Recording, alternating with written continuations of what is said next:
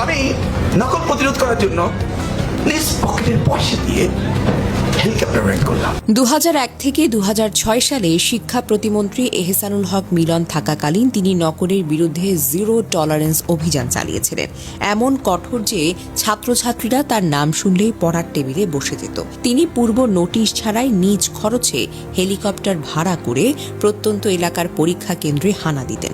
হঠাৎ করে হেলিকপ্টার নামতো, নকলবাজরা পালানোর সুযোগ পেত না। এটা ছিল তার সবচেয়ে বিখ্যাত কৌশল, যা সারা দেশে ভাইরাল হয়ে গিয়েছিল।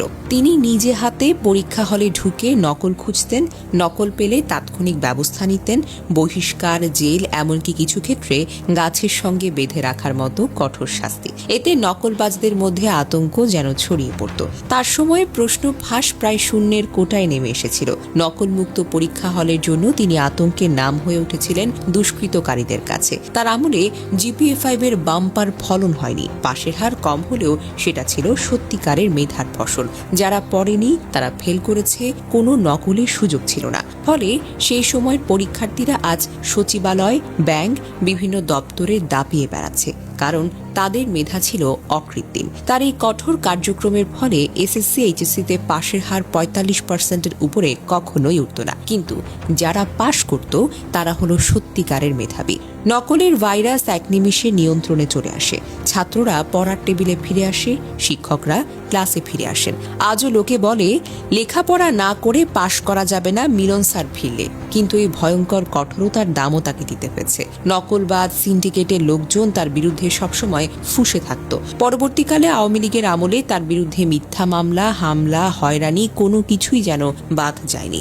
আজ যখন শিক্ষা ব্যবস্থা ধ্বংসের মুখে, প্রশ্ন ফাঁস, নকল, দুর্নীতিতে ভরা, তখন লোকে বলে মিলন সাহেব যদি আবার শিক্ষা মন্ত্রণালয়ে আসেন তাহলে নকল তোমাদের জম হয়ে উঠবে। তার কঠোরতা ছিল ভয়ঙ্কর, কিন্তু সেটাই ছিল প্রকৃত শিক্ষার সংস্কার। যারা নকল করে পাশ করতে চায় তাদের কাছে তিনি হলেন দুঃস্বপ্নের মতো, আর সৎ শিক্ষার্থীদের কাছে তিনি হলেন নায়কের মতো। তবে শিক্ষাক্ষেত্রে তার এই অবদান জনগণ কখনো ভুলবে না। ত্রয়োদশ জাতীয় সংসদ নির্বাচনে চাঁদপুর 1 আসনে বিএনপির প্রার্থী হিসেবে বিপুল ভোটে জয়লাভ করেন তিনি পেয়েছেন 1,33,162 ভোট। নিকটতম প্রতিদ্বন্দ্বী দাঁড়িপাল্লা প্রতীকের আবু নসর আশরাফি পেয়েছেন 67,077টি ভোট।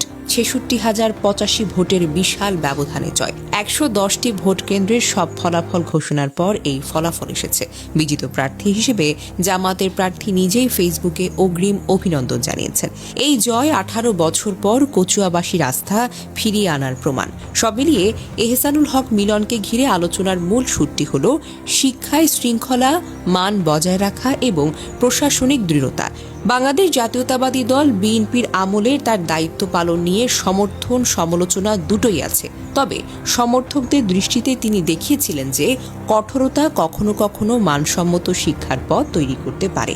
শেষ পর্যন্ত বার্তাটা সহজ, শর্টকাট নয়, যোগ্যতাই টেকসই সাফল্যের ভিত্তি।